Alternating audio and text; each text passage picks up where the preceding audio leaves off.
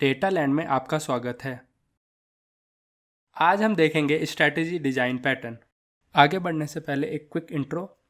Currently I am a software engineer at Google and इससे पहले मैं सैमसंग में काम करता था। हम ये स्ट्रैटेजी डिज़ाइन पैटर्न पढ़ क्यों रहे हैं?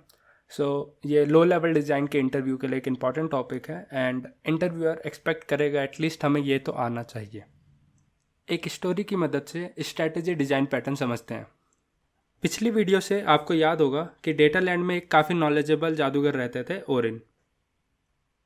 तो ओरिन के भी एक राइवल थे जिनका नाम था बोरिन, और ये हमेशा ओरिन को कॉपी करते रहते थे और उनसे बेटर बनने की कोशिश करते रहते थे, पर कभी बन नहीं पाए। बोरिन ने ओरिन को एक मुकाबले के लिए चैलेंज किया और कहा कि जो भी विनर होगा वो बेस्ट कहलाएगा। तो बोरिन ने मुकाबले के लिए कुछ शर्त रखी। तो पहली शर्त ये थी कि वो दोनों टीम्स में पार्टिसिपेट करेंगे, क्योंकि उसे लग रहा था अकेले में माइट भी वो मैच हार जाए ओरिन से।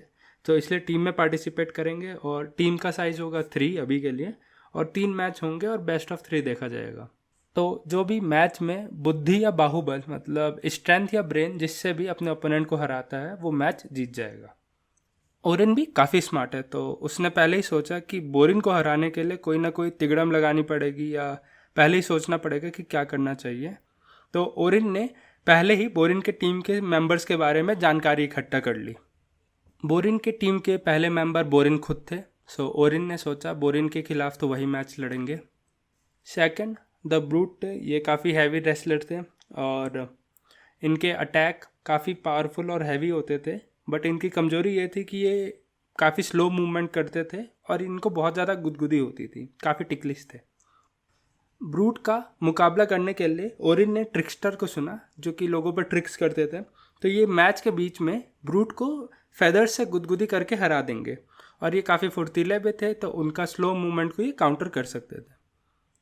बोरिन के तीसरे टीम मेंबर थे द शैडो। तो ये काफ़ी मिस्टीरियस हैं, इनके बारे में ज़्यादा इन्फॉर्मेशन नहीं जुटा पाया ओरिन, पर इतना पता था कि ये काफ़ी फुर्तीले हैं, बट इनकी कमज़ोरी ये थी कि ये डैमेज नहीं ले पाते थे, मतलब एक अटैक पड़ते ही इनका काम ख़त्म। तो इसको काउंटर या इनका मुकाबला करने के लिए ओरिन ने एक डांसर नाम के पर्सन को लिया, जो कि काफ़ी अच्छा डांस भी करते थे, तो उसकी वजह से काफ़ी फुर्तीले थे, और उनकी स्ट्रेंथ ये थी कि उनकी जो किक्स थी वो काफ़ी पावरफुल थी। तो शैडो को काउंटर करने के लिए ओरिन ने डांसर लिया। चलिए ये सिनेरियो अब कोड में समझते हैं। तो सबसे पहले हम एक क्लास डिफ़ाइन करेंगे ओरिन टीम नाम से। उसमें एक फंक्शन डिफ़ाइन करेंगे select player and attack. Her match से पहले ओरिन बताएगा कि करंट मैच में कौन सा प्लेयर जाएगा। तो ये फंक्शन एक इनपुट लेगा प्लेयर स्ट्रिंग, एंड इस फंक्शन में काफ़ी सारे इफ़ एल्स स्टेटमेंट होंगे जहां हम कंपेयर करेंगे जो हमारा इनपुट प्लेयर है वो ओरिन के टीम के किस प्लेयर के बराबर है। जैसे ट्रिक्स्टर है, और अगर हमारा इनपुट प्लेयर ट्रिक्स्टर है तो हम इन दोनों को कंपेयर करेंगे, एंड अगर वो ट्रिक्स्टर निकलता है तो ट्रिक्स्टर अरीना में जाएगा एंड अपना एक्शन परफॉर्म करेगा जो कि उसे गुदगुदी करनी है। सिमिलरली हम डांसर और ओरिन के लिए भी इफ एल्स स्टेटमेंट लिख देंगे।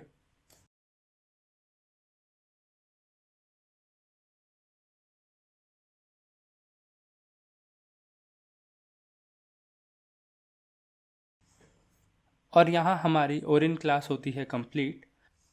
अब हम नई क्लास बनाएंगे ड्यूल्स, जहाँ पे सारे मैचेस होंगे। यहाँ मेन फंक्शन में हमने ओरिन टीम का एक ऑब्जेक्ट बना लिया, एंड पहला मैच होता है the brute versus the trickster. तो यहाँ पे हमने ब्रूट को एरिना में भेज दिया है, एंड ओरिन की टीम से हम सेलेक्ट प्लेयर करते हैं ट्रिक्स्टर। सिमिलरली सेकंड मैच होता है the shadow versus the dancer, and shadow को हमने एरिना में भेज दिया है, और हम फिर ओरिन की टीम से डांसर भेज रहे हैं। लास्ट मैच होगा ओरिन वर्सेस बोरिन। बोरिन अरीना में आ गया है और अब हम ओरिन को भेज रहे हैं, और यहाँ ओरिन तीनों मैच जीत जाता है क्योंकि उसने बोरिन की टीम को हरा दिया। बट बोरिन अभी भी सेटिस्फाइड नहीं था अपनी हार से, तो वो ओरिन को एक और बार ड्यूल के लिए चैलेंज करता है, एंड इस बार बोरिन पहले ही ट्रिक्स्टर को कुछ गोल्ड कॉइन्स दे देता है, ताकि वो इंटेंशनली मैच में हार जाए। ओरिन को ऐसा होने का पहले से अंदेशा हो गया था, लाइक उसने एंटिसिपेट कर लिया था कि ऐसा कुछ हो सकता है। तो एक नए टीम मेंबर हीरो को ओरिन ने पहले ही इनवाइट कर लिया था अपनी टीम में। एंड हीरो काफ़ी ताकतवर थे, तो वो ब्रूट का मैच में मुकाबला कर सकते थे और उन्हें हरा भी सकते थे। और ट्रिक्स्टर को ये बात पता ही नहीं है कि हीरो को टीम में इनवाइट कर लिया गया है। यहाँ पे हर प्लेयर एक अलग स्ट्रैटेजी से खेल रहा है, तो हम उसे एक अलग स्ट्रैटेजी मानेंगे। सो स्ट्रैटेजी डिज़ाइन पैटर्न में पर्टिकुलर स्ट्रैटेजीज़ को दूसरी स्ट्रैटेजीज़ के बारे में कुछ पता ही नहीं होगा। वो सिर्फ यही जानती है कि वही सिस्टम में है और वो इंडिपेंडेंटली दूसरी स्ट्रैटेजी से काम करेगी। जैसे यहाँ पे हमारा जो मैच खेलेगा वो कोई एक प्लेयर ही खेलेगा, ना ही कि मल्टीपल प्लेयर एक ही मैच में आ रहे हैं। सभी प्लेयर्स का एंड गोल यही है कि उन्हें मैच जीतना है, भले ही वो किसी भी तरह खेल के जीतें। हर स्ट्रैटेजी का एंड गोल सेम है, बस उनकी इम्प्लीमेंटेशन अलग है। चलिए कोड में देखते हैं। द हीरो को अपनी टीम में इंक्लूड करने के लिए हमें क्या क्या चेंजेस करने पड़ेंगे। सबसे पहले ओरिन टीम में सेलेक्ट प्लेयर एंड अटैक में हमें एक नया इफ एल्स स्टेटमेंट लगाना पड़ेगा कि अगर हमारा इनपुट स्ट्रिंग द हीरो के बराबर है तो हम द हीरो के अकॉर्डिंगली उसे अरीना में भेजें और एक्शन परफॉर्म करें। एंड सेकंड चेंज क्या होगा, द ड्यूअल क्लास में पहले मैच में हम ट्रिक्स्टर को ना भेज के द हीरो को भेजेंगे और ये हमारा कोड हो गया ख़त्म।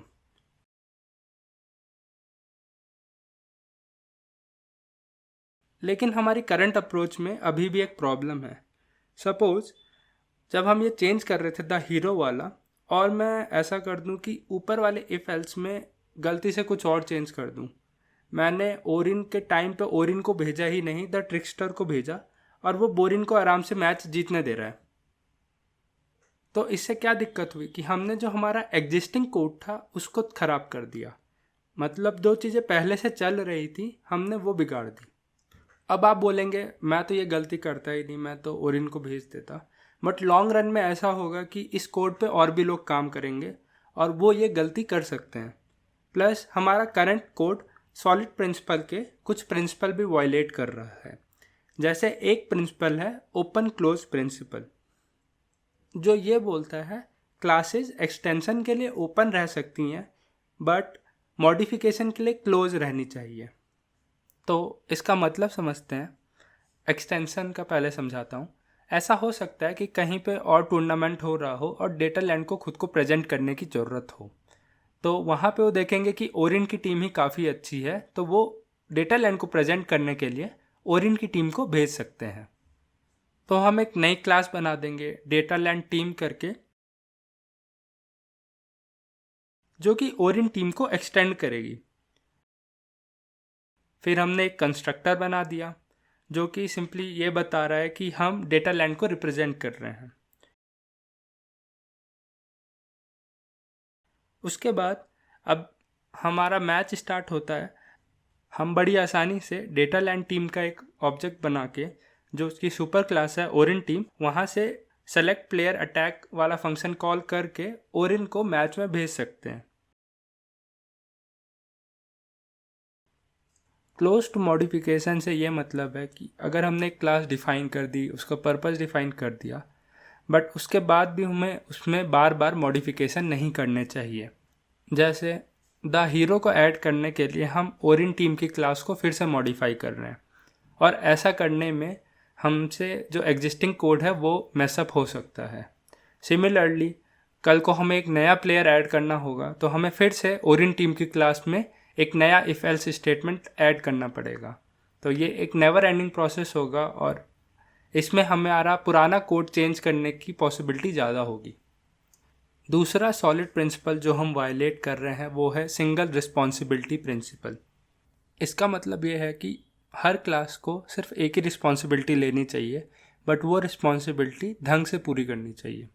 जैसे यहाँ ओरिन टीम की क्लास है, तो ये अभी क्या कर रही है कि नए प्लेयर को भी यही ऐड करवा रही है इफ एल्स के ज़रिए, एंड उनसे अटैक भी करा रही है।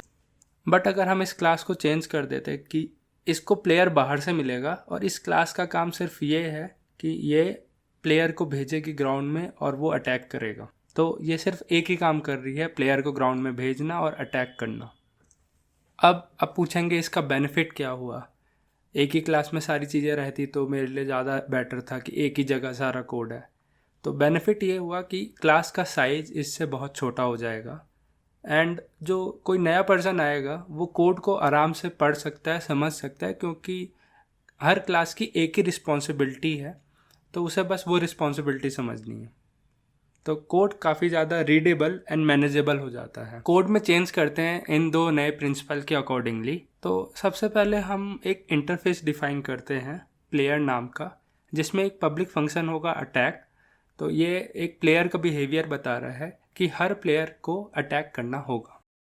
अब ओरिन के टीम के मेंबर देखते हैं। First Orin, second trickster, third dancer, fourth hero.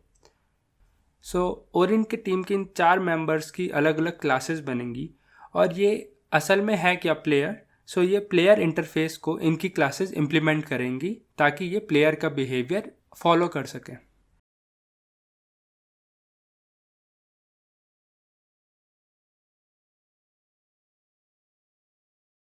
तो ये जो प्लेयर्स हैं ये असल में है क्या, ये ओरिन की टीम के पार्ट हैं। तो ओरिन की टीम की एक क्लास हमने बनाई थी ओरिन टीम, उसमें एक चेंज होगा। उसमें हम एक इंस्टेंस वेरिएबल ऐड करेंगे प्लेयर टाइप का। एंड अब ओरिन टीम क्लास का एक ही काम होगा कि वो प्लेयर सेलेक्ट करके अटैक करने भेजे, और कोई काम ही नहीं होगा। तो हम एक फंक्शन बनाएंगे सेट प्लेयर, जहाँ पे हम प्लेयर सेट करेंगे और उसे अटैक के लिए भेज देंगे। या फिर कोड को बेटर करने के लिए हम जो ये अटैक वाला पार्ट है वो एक नए फंक्शन में लिख लेते हैं। हमारी ड्यूल क्लास में भी थोड़े चेंज होंगे, तो वो जल्दी से कर लेते हैं। कि जैसे हमारा पहला मैच ब्रूट के साथ हुआ, तो हम डायरेक्टली अब की बार हीरो को भेज रहे हैं, ना ही कि ट्रिक्स्टर को। सिमिलरली शैडो के लिए हम डांसर भेज रहे हैं, एंड थर्ड में ओरिन वर्सेस बोरिन हो जाएगा। सो इस पैटर्न का फ़ायदा क्या है, हम नोटिस करें हमारी ओरिन टीम क्लास की अब एक ही रिस्पॉन्सिबिलिटी है कि जो भी हमारा प्लेयर है उसको सेलेक्ट करो एंड उसे मैच में भेज दो। तो जैसे ट्रिक्स्टर ने इस बार ओरिन को बिट्रे किया, तो हम उसे टीम से हटाना चाह रहे हैं। बट अगर हमारी अर्लियर अप्रोच होती तो हम इफ़ एल्स में डिलीट करते वो सेक्शन, और वो करने में हमारी एग्जिस्टिंग ओरिन टीम क्लास है वो ख़राब हो सकती थी। बट करंट अप्रोच में हम ओरिन की टीम के प्लेयर को ही सेट करेंगे ओरिन टीम में, एंड ट्रिक्स्टर के पास अब एक और फ्रीडम आ गई। जैसे यहाँ पे अब प्लेयर्स अलग एंटिटी बन गए, अलग क्लासेस बन गए हैं, तो वो चाहे तो आगे फ्यूचर में बोरिन की क्लास ज्वाइन कर सकता है। तो इस तरह से हमने कपलिंग भी दो क्लासेस के बीच में, जो कि ओरिन की टीम और प्लेयर्स हैं, वो कम कर दी। तो अब जो ये प्लेयर्स हैं वो चाह के दूसरी टीम में भी ज्वाइन कर सकते हैं, जो कि पहले सिर्फ ओरिन की टीम में थे। अगर आपने ऑब्जर्व किया होगा तो state design pattern and strategy design pattern में काफ़ी ज़्यादा सिमिलरिटी है। दोनों डिज़ाइन पैटर्न में हम एक इंटरफेस डिफ़ाइन कर रहे हैं एंड कुछ क्लासेस उस इंटरफेस को इम्प्लीमेंट कर रही है, एंड एक कॉन्टेक्स्ट क्लास होती है जो कि इस इंटरफेस का एक इंस्टेंस वेरिएबल स्टोर करके रखती है, और ड्यूरिंग रन टाइम हम इस इंस्टेंस वेरिएबल में क्लासेस के अलग अलग रेफरेंस पास करते हैं। कभी ए पास किया तो कभी बी। अगर करंट टाइम पे ए है और हम एक फंक्शन कॉल करेंगे व्हाट्स माय नेम, देन ये प्रिंट करता ए। बट अगर हम इसमें बी पास करते और कॉल करते व्हाट्स माय नेम, तब ये प्रिंट करता बी। अब आप बोलोगे अगर दोनों इतने ही सेम थे तो दो डिफरेंट डिज़ाइन पैटर्न क्यों पढ़ने पड़ रहे हैं। सो स्ट्रैटेजी में ये होता है कि सबका एंड गोल सेम होता है। जैसे कि यहाँ पे हमारे प्लेयर्स थे, उनका गोल क्या था, मैच में एंट्री करो, अटैक करो, और एंड में सबका गोल था कि हम मैच जीत जाएं। बट स्टेट डिज़ाइन पैटर्न में ऐसा नहीं है, सबका आउटकम डिफरेंट है। हर स्टेट पे हम डिफरेंट टाइप ऑफ बिहेवियर करेंगे। सपोज हम स्टेट ए पे थे, हम स्टेट ए पे हम जंप नहीं कर सकते थे, बट अगर हम स्टेट बी पे चले जाते हैं तो हम जंप कर पा रहे हैं। बट स्ट्रेटजी में ऐसा हो रहा है कि कोई भी सारे प्लेयर अटैक कर पा रहे हैं, तो उसी तरह अगर कोरिलेट करें तो सारे प्लेयर जंप कर सकते थे अगर जंप फंक्शन होता तो। बट वो कोई डिफरेंट तरीके से जंप करता। क्या पता ट्रिक्स्टर 1 फुट तक जंप कर ले रहा है, डांसर 2 फुट तक जंप कर ले रहा है, बट जंप कर पा रहे हैं। तो बिहेवियर सिमिलर है, एंड गोल है कि हाँ, कि थोड़ी देर हमारा ग्राउंड से कांटेक्ट नहीं था, हम एयर में थे। चलिए रैप अप करते हैं फॉर्मल डेफिनेशंस के साथ। In strategy design pattern we do different implementation to accomplish same things, whereas in state design pattern we are doing different things based on current state। Video ख़त्म करने से पहले strategy design pattern का real life example हो गया payment system. तो अगर आप कभी ऑनलाइन किसी साइट से शॉपिंग करते हैं तो आप देखेंगे वहाँ पे मल्टीपल ऑप्शन होते हैं, credit card, debit card, UPI, cash on delivery. So ये अलग अलग स्ट्रैटेजी हो गई फॉर पेमेंट। तो ये हमारा रियल केस सिनेरियो है, और ये हम आगे आने वाले एक interview question design vending machine में भी एक बार फिर से देखेंगे।